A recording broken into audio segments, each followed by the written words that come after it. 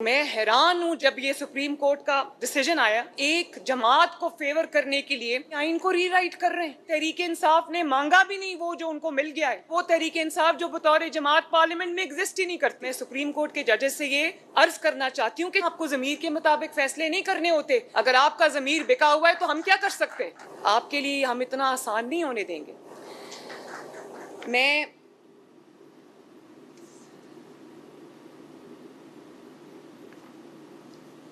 آج ایک اور بات کرنا چاہتی ہوں۔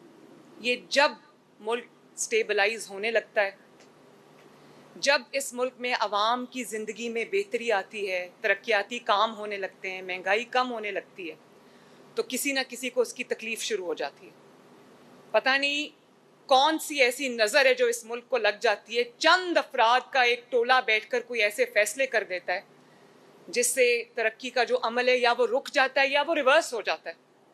تو اب آپ دیکھیں یہ جو ابھی سپریم کورٹ کا ڈیسیجن آیا ہے، یہ ڈی سٹیبلائزیشن کی کوشش نہیں ہے تو اور کیا ہے؟ مجھے اس کا دوسرا نام تو سمجھ نہیں آتا۔ ایک ایسا شخص جس کو آج آپ یہ بھی نہیں کہہ سکتے کہ وہ tried and tested and field نہیں ہے۔ مسلم لیگ نون کو 3 حکومتیں ملی، تینوں حکومتوں میں ترقی کے نئے ریکارڈ اس نے قائم کیے، خدمت کے نئے ریکارڈ قائم کیے، دنیا نے اس کی گواہی دی۔ اور ایک شخص ایسا ہے جس کو 4 سال حکومت ملی، اس نے وہ تباہی کی اس ملک کی کہ جس کی کوئی مثال نہیں ملتی۔ 4 سال میں ترقی کرتے ہوئے ملک کو نیچے لانے کے لیے بھی بہت بڑی نااہلی کی ضرورت ہے، وہ اس سے بھی بڑے نااہل تھے۔ آج جو ہمارے حالات ہیں ملک کی اکانومی کے، آج جو ہمارے حالات ہیں عوام کے اوپر جو تکلیفیں آئی ہوئی ہیں، یہ اسی 4 سال کا نتیجہ ہے جس کے اندر آئی ایم ایف کو تو نواز شریف نے وہ پروگرام سکسیسفلی ختم کر کے اس کو خداحافظ کہہ دیا تھا۔ واپس آئی ایم ایف کو لانے والا کون ہے؟ وہی ہے جو آج اڈیالہ جیل میں بیٹھا ہوا ہے، اپنے کرموں کی سزا بھگت رہا ہے۔ تو میں حیران ہوں جب یہ سپریم کورٹ کا ڈیسیجن آیا جس میں انہوں نے وہ کچھ بھی عطا کر دیا جو مانگا ہی نہیں گیا تھا ان سے۔ سپریم کورٹ کے ان ججز نے آئین کو ری رائٹ کیا ہے۔ آئین کیا کہتا ہے؟ آئین اور قانون کہتا ہے کہ آپ فلور کراسنگ نہیں کر سکتے، اور سپریم کورٹ کے ان ججز کا ڈیسیجن کہتا ہے کہ آپ فلور کراسنگ کریں۔ یعنی کہ جو پہلے ایفیڈیوٹ آپ نے جمع کرایا ہے وہ نہیں ہمارے پسند کا نہیں ہے، ہماری پسند کی جماعت کو جوائن کریں گے تو بات بنے گی۔ میں نے تو اس طرح کی کبھی، ایک عمر عطا بندیال صاحب نے آئین کو ری رائٹ کیا تھا، ایک میں نے اب دیکھا ہے کہ آئین اور ایک جماعت کو فیور کرنے کے لیے، ایک ہارے ہوئے شخص کو فیور کرنے کے لیے جو آج قوم کا مجرم ہے، قوم کی جو آج جو تکلیفیں ہیں، جو مصیبتیں ہم پر آئی ہوئی ہیں بطور ملک اور بطور کام، وہ اس کا ذمہ دار ہے۔ آپ دیکھیں اس کو لانے کے لیے آئین کو ری رائٹ کر رہے ہیں۔ میں تو عقل نہیں مانتی ان فیصلوں کو، عقل نہیں مانتی ان چیزوں کو، کہ یہ تو ان سے تحریک انصاف نے مانگا بھی نہیں وہ جو ان کو مل گیا ہے، ٹرے میں رکھ کے پیش کیا ان کو، اور ان کو کہا ہے کہ 15 دن کے اندر اندر تحریک انصاف جوائن کرو، وہ تحریک انصاف جو بطور جماعت پارلیمنٹ میں ایگزسٹ ہی نہیں کرتی۔ وہ اللہ تعالیٰ کو حاضر ناظر جان کر ایک ایفیڈیوٹ جمع کرا چکے ہوئے ہیں۔ ان کو کہا گیا کہ نہیں وہ ایفیڈیوٹ ٹھیک نہیں ہے، تحریک انصاف کو جوائن کرو۔ مجھے تو انسان کی عقل دنگ رہ جاتی ہے کہ یہ کون ہے جن کو آج ملک کی ترقی، ملک آگے بڑھتا ہوا اچھا نہیں لگ رہا، اور اس کے لیے وہ آئین کو ری رائٹ کر رہے ہیں۔ بڑی آج خیبر پختونخوا میں 11واں سال ہے ان کی حکومت کو۔ کیا کر لیا خیبر پختونخوا میں؟ پاکستان کا 4 سال میں جو بیڑا غرق کیا ہے وہ خیبر پختونخوا میں 11 سال ہو گئے ہیں۔ ایک سڑک آپ کو نظر نہیں آئے گی، ایک کام آپ کو نظر نہیں آئے گا۔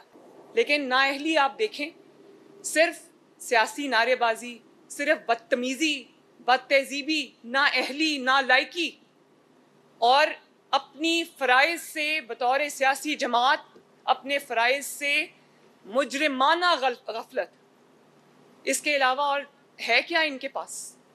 اور اگر ایک حکومت آ گئی ہے جو ملک کو بحران سے نکال رہی ہے، اکانومی کو سٹیبلائز کر رہی ہے، عوام کی تکالیف دور کرنے کے لیے دن رات محنت کر رہی ہے، تو میں سپریم کورٹ کے ججز سے یہ عرض کرنا چاہتی ہوں کہ چلنے دو اس ملک کو۔ جس شخص کو آپ واپس لانا چاہتے ہو وہ شخص اس قوم کا مجرم ہے۔ آپ کے لیے ہم اتنا آسان نہیں ہونے دیں گے۔ انشاءاللہ تعالیٰ یہ حکومت 5 سال پورے کرے گی، اور اگر کسی نے اس کو ڈیسٹیبلائز کرنے کی کوشش کی، کسی نے رکھنا ڈالنے کی کوشش کی، کسی نے پولیٹیکل انسٹیبلٹی لانے کی کوشش کی، تو اس کے ساتھ آئینی ہاتھوں سے نپٹا جائے گا۔ 2017 میں بھی یہ فیصلے ہوئے تھے۔ ترقی کرتا ہوا ملک ایک پاناما جیسے بدنام زمانہ فیصلے کی وجہ سے ملک ڈیسٹیبلائز ہو گیا، اور آج تک تو سنبھلنے میں نہیں آ رہا۔ تو خدارہ اس ملک پہ رحم کریں، اس قوم پہ رحم کریں۔ اور میں عوام کو بھی کہوں گی کہ اس طرح کا جو بھی فیصلہ آتا ہے، ہمیں اس کو دھیان سے دیکھنا ہے کہ اس کے پیچھے محرکات کیا ہیں، اس کے پیچھے وجوہات کیا ہیں۔ آپ کہتے ہیں کہ ہم اپنے ضمیر کے مطابق فیصلے کرتے ہیں، آپ کو ضمیر کے مطابق فیصلے نہیں کرنے ہوتے، آپ کو آئین اور قانون کے مطابق فیصلے کرنے ہوتے۔ اگر آپ کا ضمیر بکا ہوا ہے تو ہم کیا کر سکتے ہیں؟ یہاں پر ضمیر کے مطابق فیصلے نہیں ہوتے، یہاں آئین اور قانون کے مطابق فیصلے ہوتے ہیں۔ اور جہاں آپ اپنے ضمیر کے مطابق فیصلے کرتے ہیں جو کہیں لنکڈ ہوتا ہے، تو آئین اور قانون کا قتل ہوتا ہے، اور یہ ملک کی حالت ہوتی ہے جو ہے۔ آپ ذمہ دار ہیں ملک کی اس حالت کے۔ تو میں عوام سے یہ ریکویسٹ کرنا چاہوں گی کہ اپنی آنکھیں اور کان کھلے رکھیں، اپنے دوست اور اپنے دشمن کو پہچانیں۔ بہت ہو گیا، 76 سال ہو گئے ہم انہی چیزوں میں الجھے ہوئے۔ اب یہ مزید نہ برداشت ہوگا اور نہ کرنا چاہیے۔ ایک جماعت جس کا کام فتنہ پھیلانا ہے، انتشار پھیلانا ہے، لڑائی جھگڑا کرنا ہے، گالی گلوچ کرنا ہے، پتہ نہیں وہ کدھر سے لانچ ہوئے میں، کدھر سے ان کو پیسہ آتا ہے۔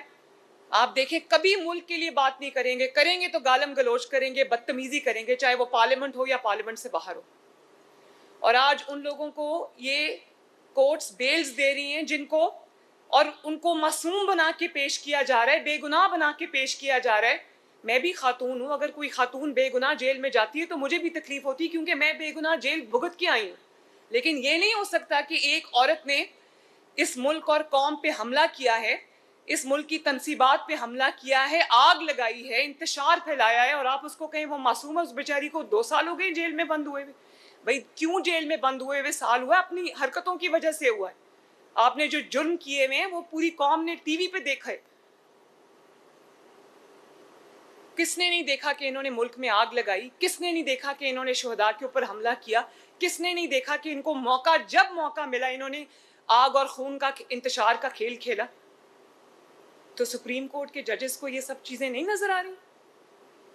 ان کو ریلیف دینے کے لیے آئین اور قانون کا حلیہ بگاڑ کے رکھ دیا۔